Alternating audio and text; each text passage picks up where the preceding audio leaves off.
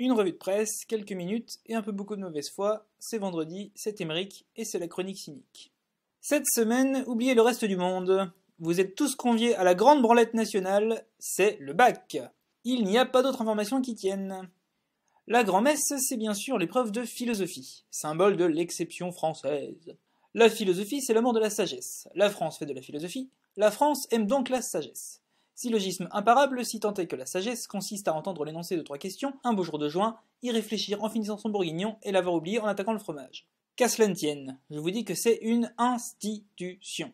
Si vous êtes un média, vous avez le devoir déontologique de faire votre trésor dessus.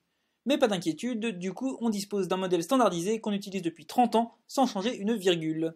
Alors déjà, vous ouvrez là-dessus. Jamais sur autre chose. Le Texas autorise le port d'armes sur le campus ? Rien à foutre, on verra ça plus tard.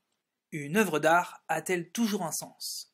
Respecter tout être vivant, est-ce un devoir moral ? La sagette. Et pour la méga classe, vous ouvrez sans dire bonjour ni rien, en claquant juste avec un petit sourire en coin, la politique échappe-t-elle à toute exigence de vérité ? Ensuite, c'est comme au patinage artistique. Votre journal doit se décomposer en 2 parties. Les figures imposées et le programme libre. Les figures imposées. Il y en a 3. D'abord, le fameux recueil des impressions des élèves à la sortie. Là encore, c'est très codifié, pour répondre au mieux aux attentes de vos auditeurs téléspectateurs. Vous devez interviewer 3 types de jeunes. Numéro 1. Un abruti, dont la crétinerie bovine rassurera l'ego du français de base par effet de comparaison d'intellect. Attention, exemple. Alors, comment ça s'est passé ? La philo, c'est pas trop ma spécialité, hein. J'ai pris le truc sur l'art, j'ai dit que, parfois, ça avait pas de sens. Genre, l'art abstrait, c'est comme si il suffisait de faire n'importe quoi, et puis après, c'est de l'art. Puis après, je suis sorti. Numéro 2. L'élève témoin. Ni Spinoza ni Ribéry, solide mais pas rock'n'roll. Bref, une espèce de moyenne du jeune que le parent moyen peut facilement comparer à son marmot moyen. Numéro 3. Le surdoué, qui sort de la salle le sourire benoît et la mine satisfaite, tout à sa joie de répondre au micro qu'on lui tend pour vomir sa science avec la fierté d'un pan en rut. Lui, il est là pour faire le porte-étendard, brosser l'élitisme françois et rappeler à tout le monde que l'éducation nationale, y a pas mieux.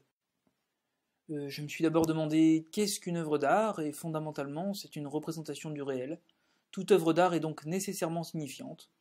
Mais dans ce cas, quid de l'art pour l'art, ars gratia artis, qui veut que l'art n'ait pas d'utilité ou de fonction. J'ai donc conclu sur ce point qu'une œuvre autotélique a une charge et une essence philosophique, donc un sens également.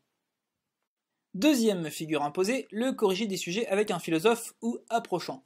Car oui, contrairement aux idées reçues, les pointures du domaine ont autre chose à faire que participer à une séance d'onanisme collectif entrée de gamme. Le plus ou moins philosophe en face de vous partira en freestyle sur ces sujets classiques et sans piège, en détaillant des possibilités de réponse. Utilité contestable de cette séquence, je vous l'accorde. Ceux qui viennent de passer l'épreuve ne vont pas y retourner, et il est peu probable que les auditeurs soient pris d'une frénétique envie de traiter le sujet en famille dans l'après-midi. Dernière figure imposée, le petit jeu de mots qui va bien, pour faire une transition tout en humour.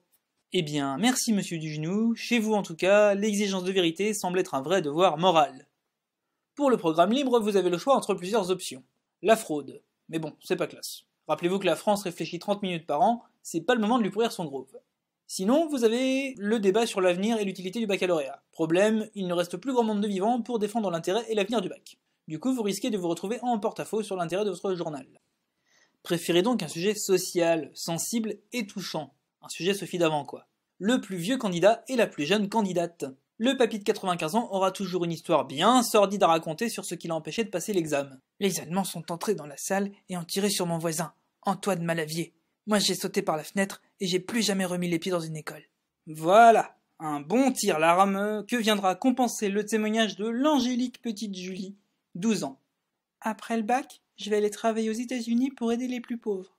Mais non ma puce, tu feras une licence de socio à Villetaneuse, puis un master comme tout le monde, et tu deviendras la plus jeune chômeuse de France.